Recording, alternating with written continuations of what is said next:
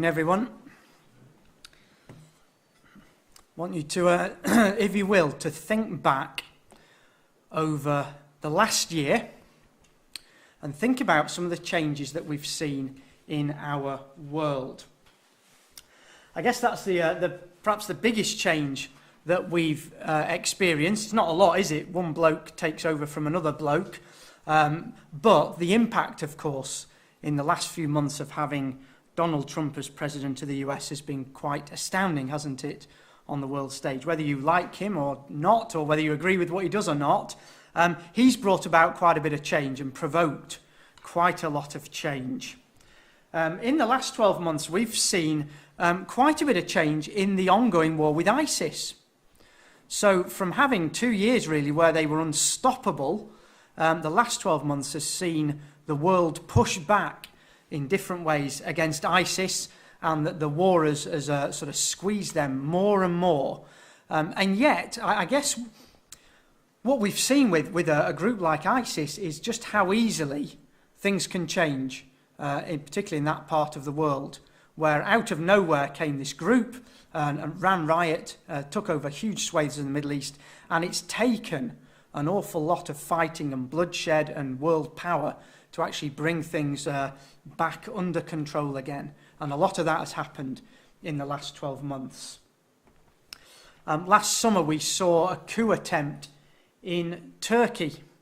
It was one that failed, and the last 12 months we've seen really the fallout from that event, where Turkey, which very much used to pride itself on being a secular state, has moved more and more back to becoming a religious state again. That's its president's aim, and he has a lot of backing in that, which is why the coup failed, of course.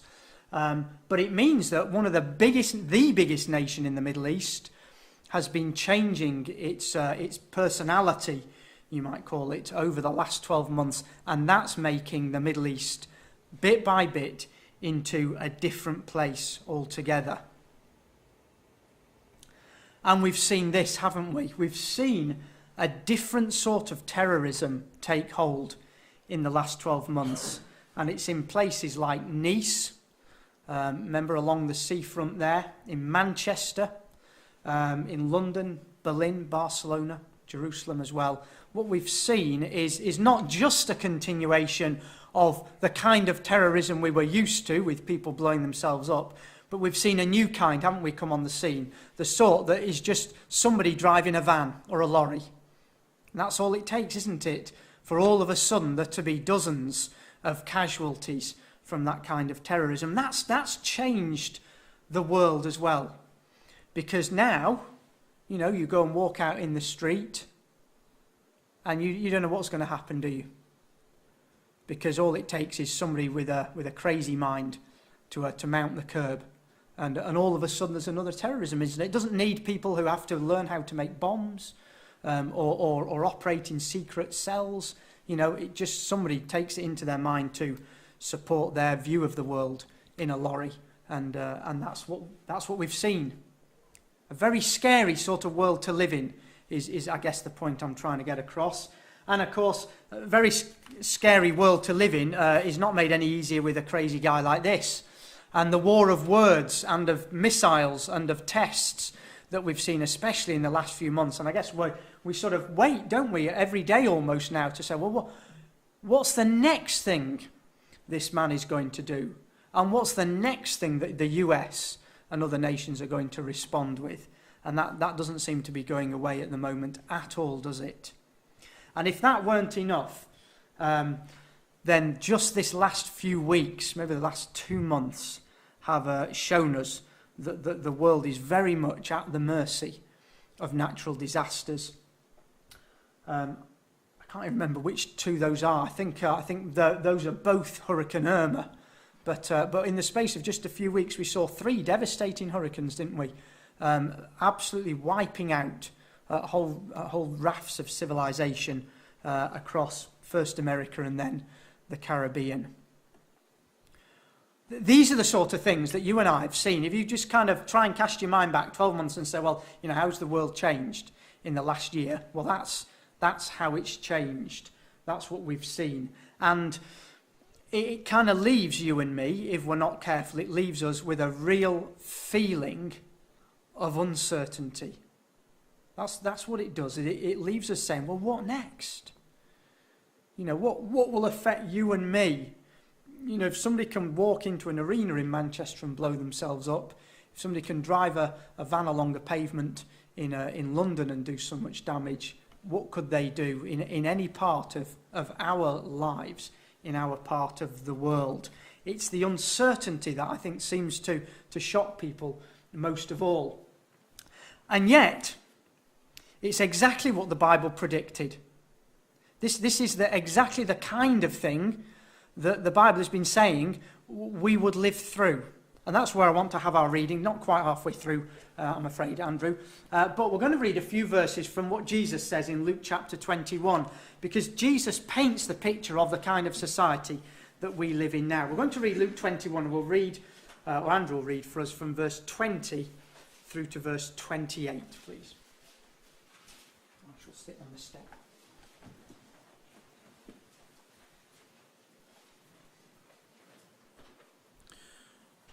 Luke chapter 21, verses 20 through to 28. And when ye shall see Jerusalem compassed with armies, then know that the desolation thereof is nigh. Then let them which are in Judea flee to the mountains, and let them which are in the midst of it depart out, and let not them that are in the countries enter thereinto. For these be the days of vengeance, that all things which are written may be fulfilled.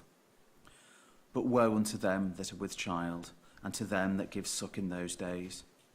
For there shall be distress in the land, and wrath upon this people. And they shall fall by the edge of the sword, and shall be led away captive into the nations, and Jerusalem shall be trodden down of the Gentiles, until the times of the Gentiles be fulfilled.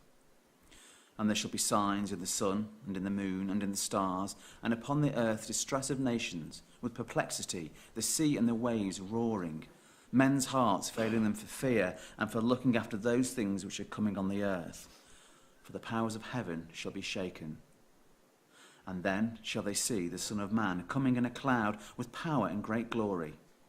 And these things begin to come to pass. And when these things begin to come to pass, then look up and lift up your head, for your redemption draweth nigh. Lovely. Thanks very much, Andrew. You see the point that Jesus is making there. Just for the moment, just tuck away in your minds the things that Jesus says in the first of those verses we read about bad things happening to Jerusalem and everything written being fulfilled. Very often we look at those verses and we see those words of Jesus being fulfilled in the first century when Jerusalem fell to the Romans, and that's absolutely right. But just think about the fact there that Jesus said actually everything will be fulfilled when this happens. But it's the latter verses that I find most interesting, because Jesus talks there about a world really in turmoil, a world living with uncertainty. He says, doesn't he, that men's hearts would be failing them for fear and the expectation of those things coming on the earth. Actually, that's what makes people afraid, isn't it? It's not knowing what's coming. Uncertainty is the thing that causes more stress and anxiety than anything else, because you don't know what you have to prepare yourself for. And Jesus is saying this is the kind of society that people will live through. You know, this is where the Bible's in the news then, isn't it? Because what Jesus there was predicting is what we see in our news happening in front of our eyes today. But the good thing about that is that because it's fulfilling what Jesus says, we can see, like Andrew said in his prayer, we can see that God is in control of these events. And that's where the good news really is, because the important bit in everything Jesus says here is this. He says, when you see these things, well, that's when the Son of Man will be coming in a cloud with power and great glory. So the very events that scare people and leave us with uncertainty, not knowing what's going to happen next, actually is telling us what will happen next. That soon Jesus will come back and set up God's kingdom on the earth. Right, okay, that's the start. Then I've given you sort of a big picture view of the world, but I'm going to focus in a little bit more now, because whilst Jesus gave these sort of quite general pictures of things going on the planet, a lot of Bible prophecy focuses in a lot closer than that. And it focuses in very specifically on Israel, God's people, God's land, and the things that will happen there. So I want to take you back to the Old Testament, to the end of the Old Testament, and the prophecy of Zechariah, and just pick up a few verses over the space of 3 chapters in Zechariah that give us a picture of things happening in Israel, and most particularly in Jerusalem. Remember, Jesus spoke about Jerusalem and the things that would happen there. Well, much of what Jesus said in Luke 21 about Jerusalem is actually talked about here as well in the prophet Zechariah. And we're going to start in at chapter 12 about some trouble centred on Jerusalem. Look at chapter 12 and verse 1. The burden of the word of the Lord against Israel. Thus says the Lord, who stretches out the heavens, lays the foundation of the earth, and forms the spirit of man within him. Behold, I will make Jerusalem a cup of drunkenness to all the surrounding peoples when they lay siege against Judah and Jerusalem. And it shall happen in that day that I will make Jerusalem a very heavy stone for all peoples. All who would heave it away will surely be cut in pieces, though all nations of the earth are gathered against it. Just think of what what the prophet Zechariah says there. He says, Jerusalem is a centre of conflict. Here's a place where I'm going to gather all nations against it. Nations will besiege Judah, which is, if you like, the southern half of Israel, and Jerusalem. He says all nations will be gathered against it. So there's a warfare here that the prophet speaks about that, if I was living in Israel, would make me very afraid. Because it's something we've yet to see come about. And you notice there's an image there in those verses of everybody actually wanting Jerusalem. He says everybody, it's like a big stone. Everybody wants to pick it up and take it away for themselves. But everybody who picks it up ends up with their hands shredded because it cuts them. It's a more trouble than it's worth, you might say. And the prophet's saying that's what Jerusalem's going to be like, more trouble than it's worth. But everybody, nevertheless, will be there fighting against it.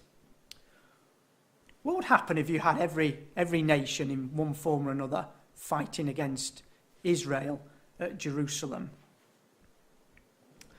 Well, more detail is given 2 chapters on in chapter 14. Because the prophet there goes, again, focuses in even closer now. Says, okay, you've got a siege of Jerusalem, all nations. Let's see what happens. Verse 1 of chapter 14. It says, Behold, the day of the Lord is coming, and your spoil will be divided in your midst. For I will gather all the nations to battle against Jerusalem. The city shall be taken, the houses rifled, and the women ravished. Half of the city shall go into captivity, but the remnant of the people shall not be cut off from the city. Well, that, in some ways, no surprise there. If Zechariah's already said, I'm bringing everybody against Jerusalem, well, we might expect that the city would fall, and it will. But Zechariah says, actually, the very worst atrocities of war that we've seen, that's what we're going to see at that time in Jerusalem. And we'll end up with half the city going into captivity.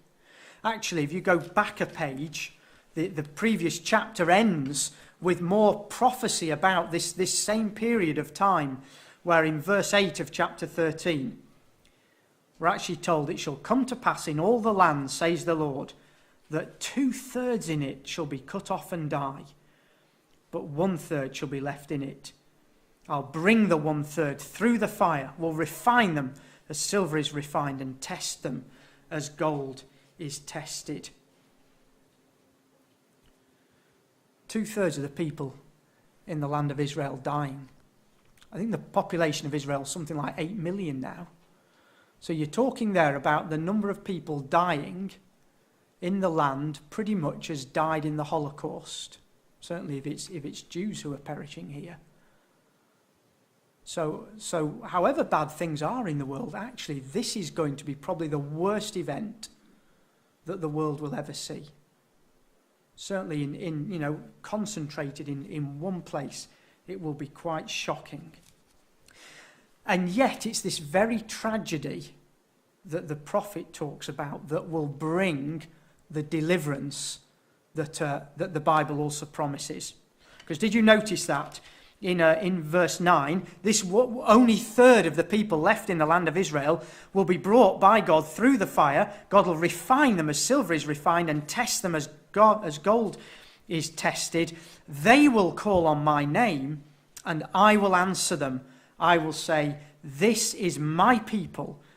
And each one will say, the Lord is my God. And what you've got there is that the people left, put through the ringer, will eventually turn to God. And God says, when they do that, I will save them out of their troubles. And actually, as we go into chapter 14 now, God tells them about how he will save them. Reminds us of the city being taken. But then in verse 3, when people have gone into captivity, it says, then the Lord will go forth and fight against those nations as he fights in the day of battle. And in that day, his feet will stand on the Mount of Olives, which faces Jerusalem on the east. And the Mount of Olives shall be split in two from east to west, making a very large valley. Half of the mountain shall move toward the north, and half of it toward the south.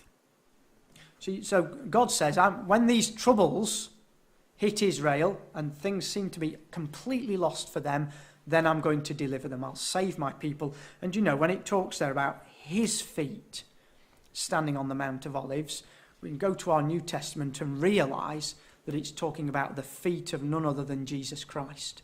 This is God sending him back again to deliver Israel from their enemies. This actually, if you think about it, all these things we've read in Zechariah correspond to what we read in Luke's Gospel. The things that Jesus spoke about. Jesus spoke about trouble and anxiety and perplexity worldwide, but he also spoke about destruction in Jerusalem, didn't he? And about the people being led away captive.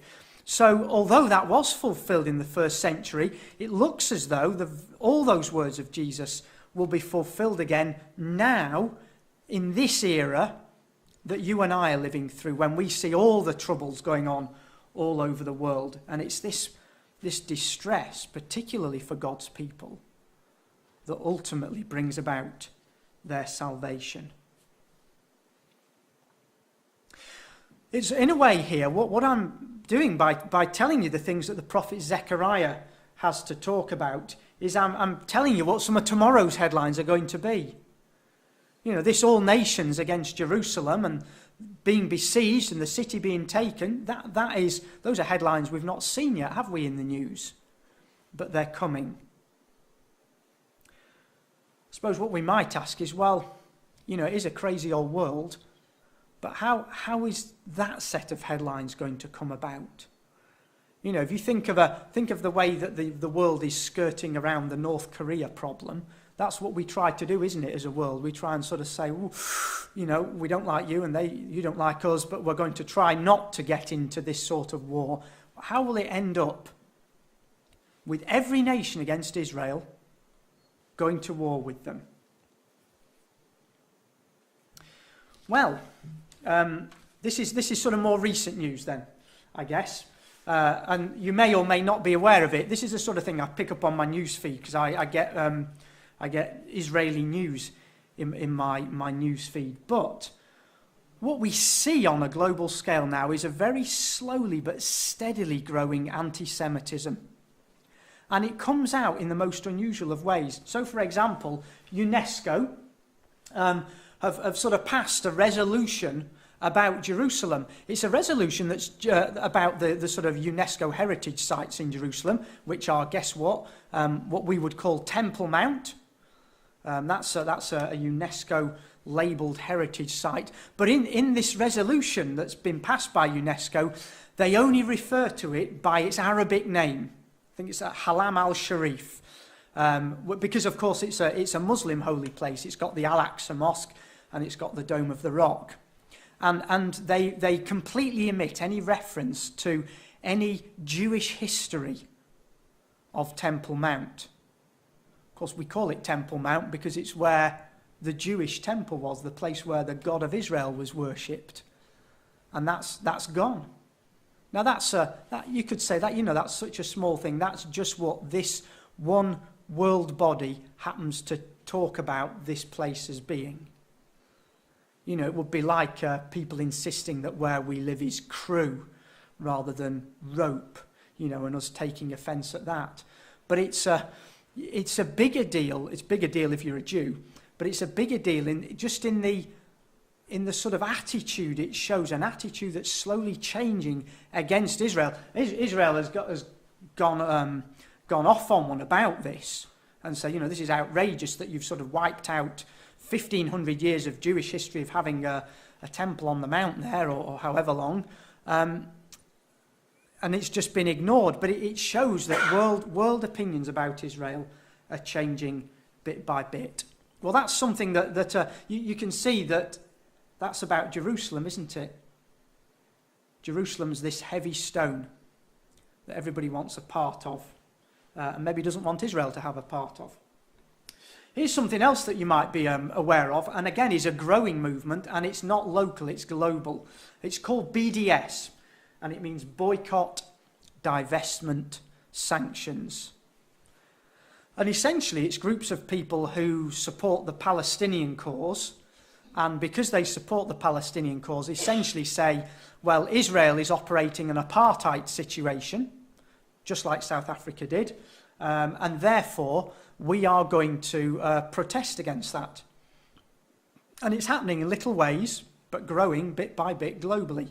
So it might be that you're in, I don't know, Poland, and you're a Jew, and you have a little shop, just a standard business, and people rock up and protest outside your shop because you're a Jewish business and you import some of your products from Israel.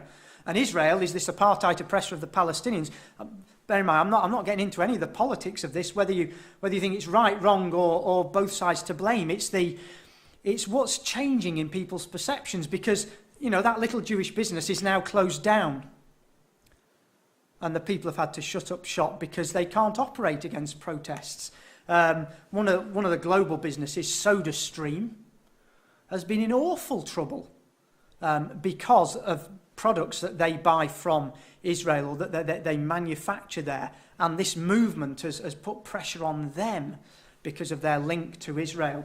And you can see the sort of see the kind of notice boards that there are there when these protests happen. Little by little, the individuals, organisations, and, well, individuals make up nations, don't they? So ultimately nations are being turned against the people of Israel. What I think is quite scary about this is that when you look at it, it's these same sort of little steps that began the Holocaust. If you look back at what was going on in Germany before the war, when Hitler was on the rise, it was small things that were turned against the Jews in that country, first of all, that led to eventually 6 million dying. And that's what we see in the world. If you look at the small things, they're growing bit by bit. This is where we can begin to perhaps understand what God means when God says, I will gather all nations against Jerusalem to battle. And we might say, what all nations? Why would Argentina get involved? Why would Vietnam get involved? But actually, this turning against Israel is something that's happening at grassroots level the world over. And it's grassroots people, isn't it, that are the ones who put pressure on their governments to act in particular ways. Just to give you some idea of the fragility of the situation in Jerusalem and why Jerusalem is such a big deal, just think about this situation. This happened over the summer, didn't it? July the 14th, 3 Arab Israelis entered Temple Mount, went into the compound, picked up some weapons inside the compound, came out and shot dead 2 Israeli police officers. What would you do? Well, the Israeli authorities did, I guess, what we might expect to happen if it was here. They closed off the Temple Mount area initially. They said, that's it. We're stopping anybody going in for now. So the Muslim compound, the Al-Aqsa Mosque and the Dome of the Rock were closed. A week later, they were reopened. But by then, the Israeli authorities had put metal detectors and some security cameras in place. So anybody wanting to enter Temple Mount compound had to go through this extra security arrangement. Now, I guess you and I could understand that, because that's what we do, isn't it? You know, when somebody tried to drive a Jeep into Glasgow Airport, as a result of that, every airport in the UK now has a barrier around it, doesn't it? All these big concrete blocks you can't pull up in front anymore. We have loads of extra metal detectors now wherever you go, where there's deemed to be a security threat. Not in Israel, though. The unrest that sparked off was immense. So first of all, the Palestinians who would normally go to the Dome of the Rock for prayers stopped going. They said, we're not going through that barrier. You've altered the status quo. This is the thing they have, the status quo. We're not getting anywhere near it. And so for the next 2 weeks, they prayed outside the compound. But all the time, demonstrations against this grew. And not just locally, not just the Palestinians who would normally go up to the Temple Mount to pray in Jerusalem, but all over the world, you began to get unrest in Islamic or Arabic communities protesting against what the Israeli government had inflicted there in Jerusalem. And remember, what we're talking about here is a bunch of metal detectors to try and stop people killing other people. So to what to you and me might seem, well, that's just a common sense. You know, people would accept that, wouldn't they? It caused such a stink and was growing so much over those 2 weeks in the summer that in the end, the president of the US had to get involved, and even, surprisingly, the king of Saudi Arabia, because he was getting demonstrations in his own country, and say to the Israeli prime minister, I know you've dug your feet in, I know you've said they're there to stay, but this is just going to spiral out of control if you don't remove the metal detectors. When did it happen? 25th of July, 11 days later, the metal detectors went, and then on the 27th, the Palestinians returned to pray. Interesting to look at some of the news headlines from then. This one in front of the image there. A major uprising in Jerusalem and beyond is just a few missteps away. The last thing the Middle East needs is a major conflagration in Israel-Palestine, but a summer crisis in Jerusalem made it clear that in the right circumstances, it really could happen. And actually in the same article, Haram al-Sharif, or Temple Mount, has been called the single most explosive piece of real estate on the planet. I thought it was really interesting because that's not a Bible. Well, I assume the journalist isn't a Bible reader. That's just a journalist's comment to say, this is how fragile this place is. Something that seems so small as blew up into something so big and had such a dangerous potential impact. Now you see that, you know, this is the kind of event in the news that for me is edging us bit by bit towards what the Bible talks about happening. Just if you're still in your Old Testament, go back a few books to the prophecy of Joel.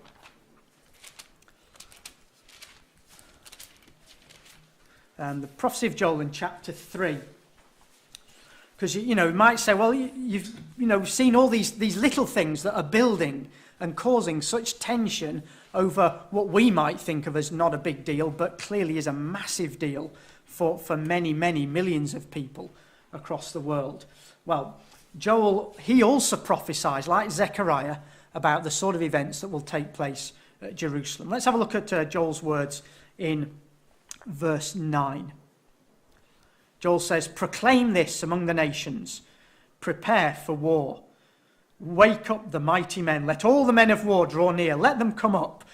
Beat your plowshares into swords and your pruning hooks into spears. Let the weak say, I am strong. Assemble and come, all you nations, and gather together all around. Cause your mighty ones to go down there, O Lord. Let the nations be wakened and come up to the valley of Jehoshaphat. For there I will sit to judge all the surrounding nations. Put in the sickle, for the harvest is ripe. Come, go down, for the winepress is full. The vats overflow, for their wickedness is great. Multitudes, multitudes in the valley of decision. For the day of the Lord is near in the valley of decision. The sun and moon will grow dark, and the stars will diminish their brightness. That's interesting, actually, isn't it? That very last phrase there, about where it talks about the sun and the moon and the stars being affected, that's like what the Lord Jesus said, wasn't it? That very first chapter we looked at in Luke had about signs in the sun, moon and stars. That tells us that it's probably talking about the same series of events taking place. Well, Joel calls this the day of the Lord. The day of the Lord is near. And he says nations will be preparing for war. Did you notice in verse 9, my version said prepare for war. Yours might say sanctify war, because that's what it means. It means make holy war, or make war holy. Well, we all understand that sort of terminology, because that's a terminology of our era as well, isn't it? The idea of making holy war. And these nations, again, they're being gathered by God. He says, I'm going to gather them all together, bring them to the place where I will judge them. He calls it the valley of decision, because God will make a decision there. He calls it the valley of Jehoshaphat, which means the Lord's judgment, or the Lord is judge, because that's where God says he's going to judge the nations. And the whole language of this passage in Joel is very much like Zechariah, all the nations brought together. It's like what Jesus said in Luke 21. But notice verse 16. The Lord also will roar from Zion and utter his voice from Jerusalem.